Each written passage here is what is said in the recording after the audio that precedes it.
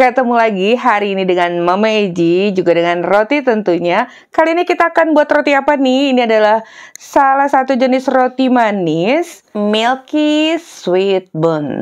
Ini bisa untuk isian yang manis atau yang gurih, atau nggak pakai isian juga bisa karena udah ada rasa manis ya.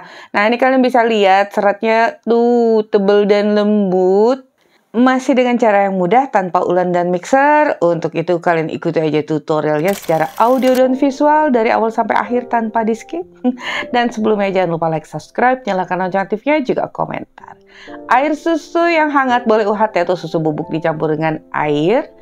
Kemudian gula pasir, nah ini gulanya 40 gram, jadi udah terasa manis rotinya ya. Kemudian ragi instan, pastikan juga ragi aktif, dan 1 butir telur ukuran sedang. Ini kita aduk dulu sampai tercampur merata. Untuk pemula ini juga gampang banget loh, kalian bisa coba. Nggak perlu beli mixer dulu, dicoba dulu cara yang satu ini. Pasti kalian akan suka. Dan di sini kita menggunakan 1 sendok makan madu. Kalau nggak ada boleh di skip sih. Cuman rasa madu ini agak sedikit berbeda loh. Nah, kalian harus coba. Ini udah ya, kita aduk dulu. Hari ini aku akan kembali menggunakan tepung terigu protein tinggi. Di sini aku gunakan cakra kembar, tapi yang curah. Nah, harga yang curah ini lebih ekonomis lagi dari harga pabrik yang packingan itu. Tapi hasilnya gak perlu dikhawatirkan lagi, asalkan kalian ikuti caranya, gramasinya, prosesnya pada video ini dari awal sampai akhir. Dipastikan kalian pasti akan bisa. Tapi kalau gagal, ya harus terus banyak belajar. Oke ya? Nah, ini kita masukkan aja tepung terigu curahnya tadi, tapi harus protein tinggi loh. Dan kita masukkan juga adonan pasta. Adonan pasta apakah ini? Terus saja ikuti ya, nanti kalian akan tahu. Dan gimana cara buatnya? Nih, kita aduk dulu semuanya. Perhatikan konsistensinya ya. Konsistensinya itu lunak, cukup lunak. Tapi tidak yang terlalu lunak banget. Seperti inilah, melekat-lekat ya. Kemudian setelah tercampur merata, tambahkan dengan garam. Kembali kita campurkan dulu. Jangan sampai ada garam yang tergigit atau nyelip di sela-sela gigi kalian. Kalau udah tercampur juga, kita tambahkan butter atau margarin. Atau di sini aku menggunakan royal butter margarin dari Palmia ya, yang dicairkan. Itu harganya ekonomis, aromanya cukup wangi. Nah, ini kita campurkan tentunya sampai merata, tidak ada lagi margarin atau butter yang terpisah tuh. Nih ya, kita bulatkan. Adonannya lunak, tapi nggak melekat lagi karena tadi udah bercampur dengan margarin ya. Kita bulatkan dan akan proofing, istirahatkan selama 60 menit atau sampai double size. Jadi di sini kita menggunakan air yang hangat karena kita tidak mengulen atau menggunakan mixer. Oke ya, setelah mengembang 2 kali lipat, nih kalian bisa lihat kalau digoyang-goyang itu adonannya jiggly. Nih, siapkan papan kerja, olesi tipis dengan margarin juga kedua telapak tangan kita karena ini adonannya emang lunak. Kalau kalian nggak olesi dengan margarin, yakin akan melekat-lekat adonannya. Dan sekarang buang udara di dalamnya, kita folding seperti ini ya, dipadatkan, dibulatkan. Kalian bisa lihat caranya pada video. Ini nggak lama, yang pasti sampai membulat seperti ini dan padat, terlihat halus permukaannya. Sebaiknya ditimbang kalau untuk jualan. Di sini beratnya itu 75 gram. Nah, setelah semua dibagi, ini kita rounding dulu. Tekan pada papan kerja sambil dibulatkan. Letakkan bagian halus di permukaan atas. Dan ini sebaiknya wajib ya kalian rounding pada papan kerja di akhir tadi. Sebentar, sekali lagi. Nah, ini kan kita satukan dulu agar bulatnya itu padat dan saat dipanggang itu bulatnya itu mengembangnya sempurna, nggak yang jendol di kiri atau jendol di kanan gitu. Jadi dia padat. Nah, kemudian kita istirahatkan dulu 10 menit dan kita siapkan ring. Ini diameternya 12 cm, cukup besar ya. Ini cara simple dan ringkas. Kita olesi tipis dengan margarin permukaan dalamnya dan kita celupkan aja tuh begitu tuh di dalam tepung.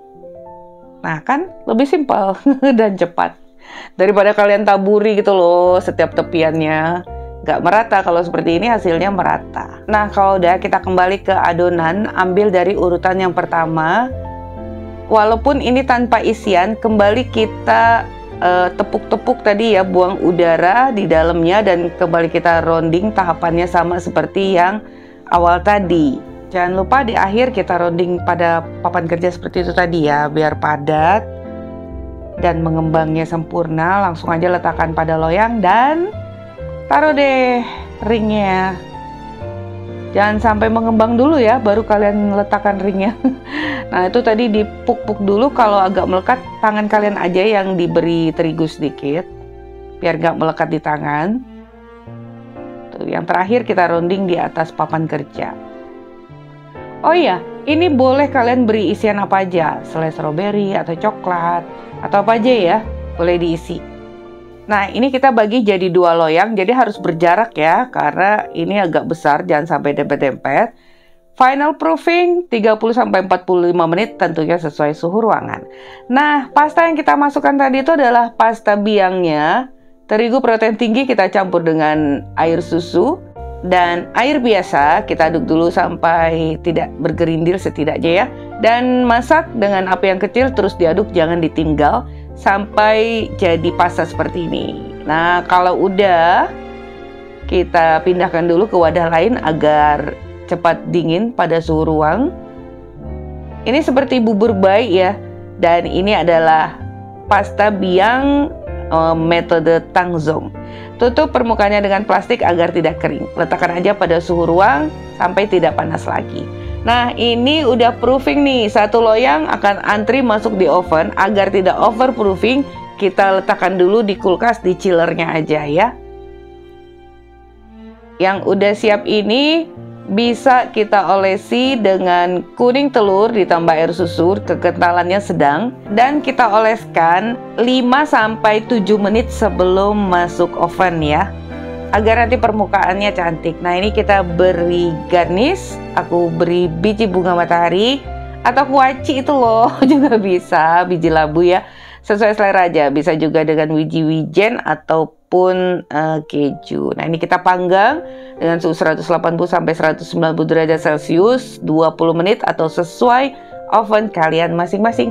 Nah kalau udah berubah warna gini dan sebentar lagi sekitar 7 menit itu udah mateng, kalian 5-7 menit ya, kalian keluarkan 1 loyang yang kita simpan di chiller tadi. Tentunya tadi udah proofing kan.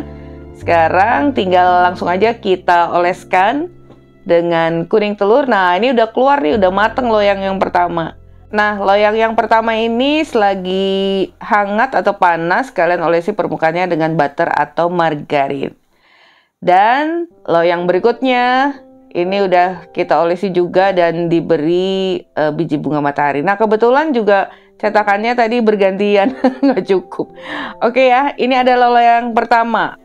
Nah, segera aja kita pindahkan ke cooling rack dengan menggunakan baking mat silikon itu tuh yang hitam itu. Ini matangnya sempurna, tadi kalian bisa lihat ya, bagian bawahnya golden brown, juga permukaan atasnya. Nah untuk pemesanan perlengkapan baking, cooking, dan kitchen, dan perlengkapan rumah tangga lainnya yang harganya murah-murah tapi cakep-cakep, kalian bisa klik linknya di kolom deskripsi. Oke ya. Nah ini yang kedua loyangnya lagi dipanggang.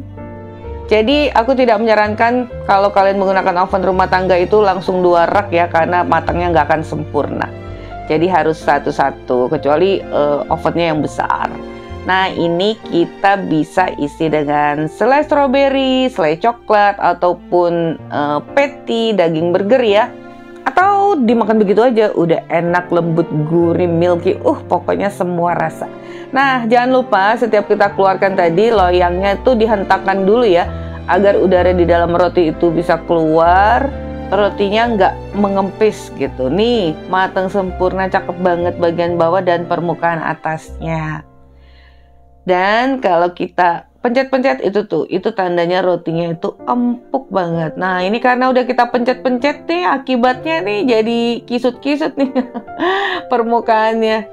Tuh, ini enak banget, dicelup-celup juga enak nih, sekarang kalian lihat ya. Kita sobek itu, udah terlihat keempukannya. Dan konon katanya, tapi kalau aku sih sama aja ya, mau menggunakan metode biang ataupun cara langsung tanpa menggunakan bahan pengempuk lainnya, asalkan gramasi proses yang tepat, pasti hasil roti itu akan empuk, lembut, sempurna. Tentunya dalam jangka waktu yang normal ya, kecuali menggunakan pengawet. Nah, ini bisa kalian lihat ya, itu agak keriput-keriput tuh permukaan kulitnya. Itu loh yang pertama, lupa dihentakkan. Itu bisa mempengaruhi permukaan dari roti. Tapi banyak hal yang bisa mengakibatkan permukaan keriput, kurang kokoh, waktu panggangnya kurang lama, kemudian terlalu banyak menggunakan cairan, atau tidak dihentakkan tadi loyangnya setelah keluar dari oven. Aku ingatnya setelah yang kedua, setelah melihat perubahan, tapi itu lebih cenderung ini karena tadi udah diremes-remes juga. Nah, ini loyang yang kedua, tadi udah aku hentakkan. Sebelumnya juga bingung kenapa ya jadi begini. Oh iya, aku lupa ternyata loyangnya tidak aku hentakkan. Karena kalau untuk hal-hal yang lain tuh udah oke, cairan, panggang dan sebagainya tuh udah pas lah. Nah, jadi gitu, kalian juga harus mengetahui di mana letak kesalahan kalian sendiri karena hanya kalian yang tahu ya kan. Aku pun demikian. Jadi nggak luput dari kesalahan, oke? Tapi yang pasti rasa dan kelembutannya itu juara. Kalian harus coba, oke ya? Nah, sampai di sini dulu resep kita hari ini. Semoga bermanfaat. Bertemu lagi di resep Mama Eji berikutnya. Thank you for being with me today. Wassalamualaikum warahmatullahi wabarakatuh.